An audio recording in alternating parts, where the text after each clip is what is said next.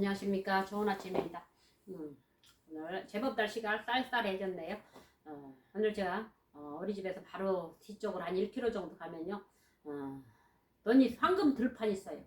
지금 현재 벼가 한참 황금색을 잃어가지고 추수할 때가 된 거죠. 그래서 이제 그 황금 들판을 걸어서 돌아왔는데 제가 좀 만보고 걷기를 하거든요. 거기를 돌아서 지그재그로 돌아오면은 6,000보 정도가 되더라고요. 6,000보. 그렇게 하고 또 저녁에 남은 시간에 만보 채우게 하고 이제 걷기 운동이 참 좋다고 그래서 걷기 운동 하고 있습니다. 그래서 그런데 이제 어제는 10월 3일이었죠. 10월 3일 했는데 10월 3일 개천절이죠. 하늘이 열린 날. 이거는 1919년에 제정했다고 그래요. 하늘이 열린 날을 기념한다고 그러죠. 그래서 또 이제 또 영적인 의미로 생각하니까 하늘이 열린 날 엄청 하늘이 열린 날 맞네. 그러면 이거 오순절 날 아니야? 제가 그러냐 오순절 역사가 일어났던 날 아니야? 그런데 이제 기념을 한 게 우리나라가 연도를 단기를 썼죠. 그 당시는 단기를 썼기 때문에 하늘이 열린 날 단군왕금일에 하늘이 열린 날을 기념하는 날이 10월 3일 개천절이라고 하죠. 그래서 정말 또 단군왕금일에 하늘이 열린 날, 또 저는 기독교 복음이 들어온 일에 하늘이 열린 날, 이거 오순절 사건이 성경적으로는 오순절 사건이에요. 하늘이 열린 날. 예수님이 승천하시고 나서 그 다음에 예수님의 제자들이 120명의 제자들이 마가다락방에 들어가가지고 이 신기한 하늘로 갑자기 우리와 같이 계신 예수님이 하늘로 올라가던 광경을 목격하고 나서 와 이게 보통 사건이 아니네 하면서 그 사람들이 예수님의 평상시 하신 말씀대로 이제 준행하기 위해서 저녁 기도에 힘썼을 때 그때 오순절 성령 사건이 일어난 것이죠. 오순절 하늘이 열린 것입니다. 오순절 하늘이 열리고 하나님 나라가 열린 거예요. 제 인생에도 하나님 나라가 열린 사건이 있었어요. 제가 대학을 못 가가지고 저는 옛날에 대학을 생각하면 막 이 한이 맺혔던 사람이에요. 대학을 좀 공부 좀 상위권에 하고 있었는데 시골에서 뭐 하겠어요. 그냥 열심히 상업고등학교 가는 것만 해도 그때는 잘하는 거였어요. 제 친구들 못 간 사람이 태반은 됐었거든요. 그래서 구로공단으로 직행했던 친구도 있었는데 그래도 고등학교 갔었지만 또 저는 비전이 있었는데 가보니까 또 학교를 잘못 갔더라고요. 그래서 야 이거 큰일 났네. 제 인생에 저는 제가 공부해야 할 수 있는 그 어떤 그 야망이 있었는데 보니까 과목이 틀려가지고 야 이거 큰일 났네. 이거 어떻게 하면 좋지 해가지고 제가 엄청 방황을 많이 했어요. 그때 아마 더해져 있었다면 정상적으로 대학을 가서 정상적인 코스를 밟았을 텐데 그러질 못하고 방황을 했어. 와 이거 어떻게 하면 저 혼자 보고 고민해서 제 친구들 찾아가 보니까 얘들은 너무 모사 안일하게 왜 뭐가 잘못됐어? 얘들은 너무 만족하고 있는 걸 봤거든요. 그래서 저는 그래서 이제 저는 거기서 이제 방황을 학교 때문에 야 이거 학교를 잘못 갔네. 큰일 났네. 내가 대학을 못 가면 난 사람이 아닌데 막 이럴 정도로 저는 엄청 이 대학에 뭐 미련이 많이 있었는데 상업학교 가니까 그 꿈이 좌절되더라고요. 그래서 고등학교를 졸업하고 나중에 서울로 올라갔는데 그때도 저는 마음에 어떤 마음 드냐. 내가 직장 다니는 건 부수다. 난 야간 대학을 가서라도 대학이라는 관문을 통과하겠다. 이게 목표였어요. 그래가지고 직장 다니면서 항상 직장을 알바로 생각하고 이제 어떻게 하면 대학 갈까 그걸 이제 궁리를 하고 있었는데 그러니까 이게 나중에 한이 맺히는 거예요. 내가 왜 대학 못 끝나야 돼 하면서 이 한이 막 했는데 그때 정도에 제가 어떤 친구가 이제 여의도 순복교회를 데리고 가가지고 아니 우리 교회를 다니자고 해서 충격을 먹거든요. 그때 교회를 갔는데 보니까 제가 예전에 다녔던 교회 좀 여기는 활발하게 움직이더라고요. 활발하게 움직이고 하면서 제가 그때 작정을 했어요. 하나님 그렇다면 하나님이 살아계시다는 증거를 보여줘라. 그렇지만 내가 믿겠다. 그랬더니 또 거기서 새신자반에 들어가게 되고 그러다 보니까 또 성령 대망회가 있었어요. 그 당시에 성령운동이 그 여의도 순복교회는 한창 엄청 났었죠. 80년대. 그래서 그때 이제 제가 그 성령 역사를 체험하면서 그래서 하나님 나라의 새 나라가 저한테 열렸던 거예요. 와 하나님 나라가 있네. 그냥 막연한 나라가 아니었네. 하나님 나라가 있었네. 저 거기에서 너무 충격을 먹었어요. 진짜 실제적으로 하나님 나라가 역사, 성령의 역사가 실제적으로 있네. 거기에서 제가 충격 먹어가지고 그랬더니요, 그때 제 마음이 열리고, 그때가 하늘이 열린 날이라 그렇죠. 저한테 저 마음의 개천절은요 1986년인가요 그때였어요. 그때 아마 여름 정도 됐던 것 같아요. 그래가지고 저한테 하늘이 열린 거예요. 하늘이 열리고, 누가 정말로 하나님의 성령이 내 안에 오시고, 정말로 내가 회개를 하기 시작했어요. 이 구원의 과정이 신학에서 뭐 웨슬레의 구원 과정, 뭐 칼빈의 구원 과정, 뭐 다 루터의 구원 과정 다 있잖아요. 그래서 구원의 서정이요. 그러면은 거의 비슷비슷한데, 제가 느꼈던 거는 먼저 하늘이 열린 거예요. 제 마음이 열리니까 하늘이 저 마음이 하늘이 열리고, 그 다음에 뭐가 있습니까? 성령이 내 안에 오셨어요. 오시고, 그러니까 하늘이 열리고 성령이 내 안에 오시고, 내가 영접을, 내 자신이 회개를 하더라고요. 하늘이 열리면서 회개가 물 쏟아지듯 내 눈에서 눈물을 흘리면서, 야, 이거 하나님 내가 하나님을 잘 안 믿었던 걸 회개를 하더라니까요. 제가 창세기 3장 하나님을 떠났던, 내가 하나님을 떠나지 않았다면 제 마음의 소원이면 대학 가는 거였고, 그때 꿈은 그런 거 없었어요. 그때 대학을 정상적으로 가는 건데 그걸 못 가는 한을 품고 있더래. 하나님, 내가 정말로 하나님을 떠나지 않았다면 왜 대학을 못 가겠으면, 이게 제 일본 기도였어요. 회개가 터지더래. 회개. 그러니까 이 구원의 서정이 저한테는 먼저 성령이, 하늘이 열리고 내가 회개를 하게 된 거죠. 회개를 하면서 막 영접을 하게 돼. 회개를 하면서 성령에 대한 영접이 된 거예요. 그래서 들었던 제 마음에 묶였던 하나님, 내가 하나님을 이제는 떠나지 않냐고, 하나님이 내 안에 오심으로 이제는 내가 앞으로 나는 일반 대학을 해서 내가 출세하려고, 내 세상적으로 나가려고 했던 하나님이 나한테 지혜도 주시고 이런 게 있었는데, 정말 이거를 이제 하나님 나라로 영광 돌리겠습니다 하면서 제가 그때 자동적으로 제가 인생의 터닝이 그때 일어난 거죠. 터닝 포인트가 그때 딱 일어난 거예요.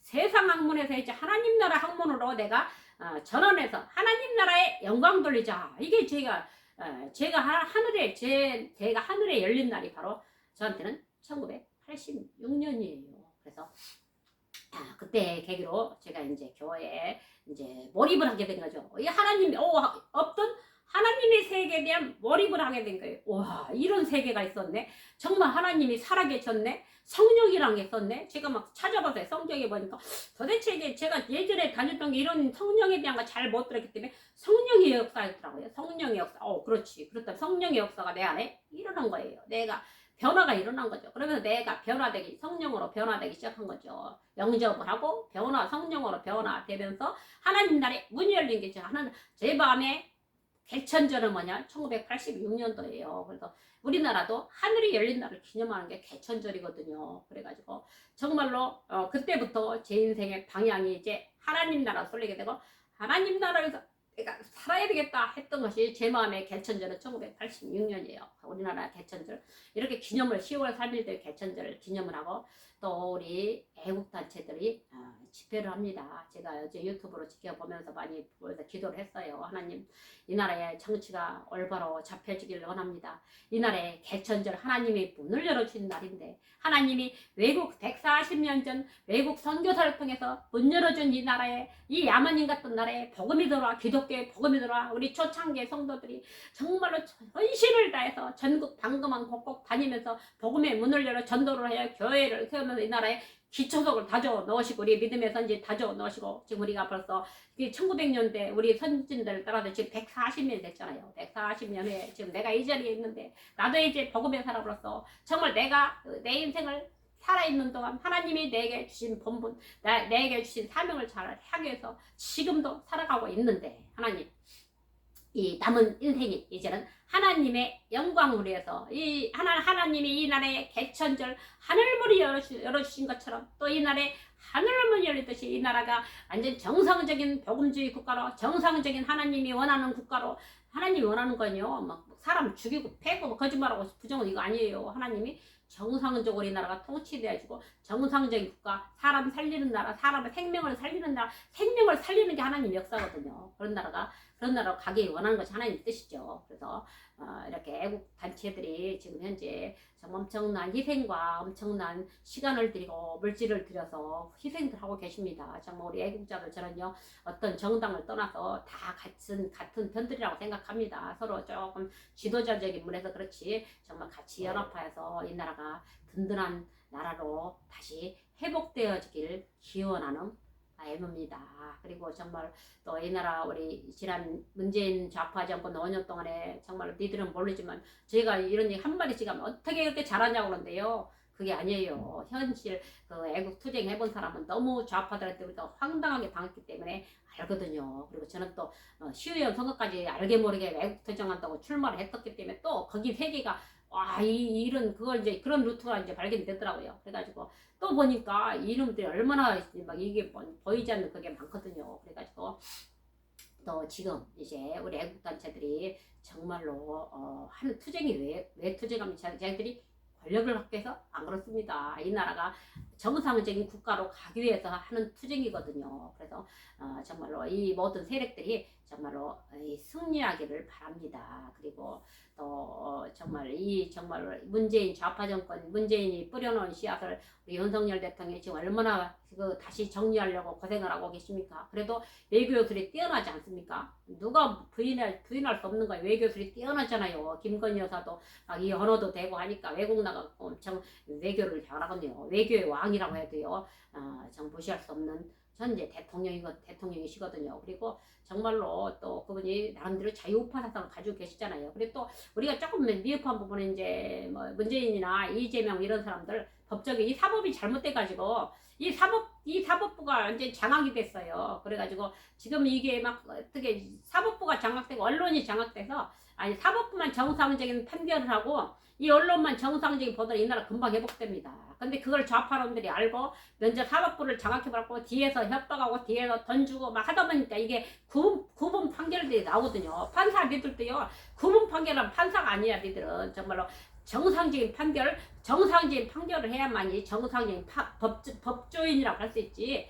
구분 판결을 하고 협박에 시달린다 그러면 안 되죠. 정말 그래도 요즘 그래도 이제 잘 또 정상적으로 하려고 하는 판사 검사들이 많이 계신 것도 알고 있습니다.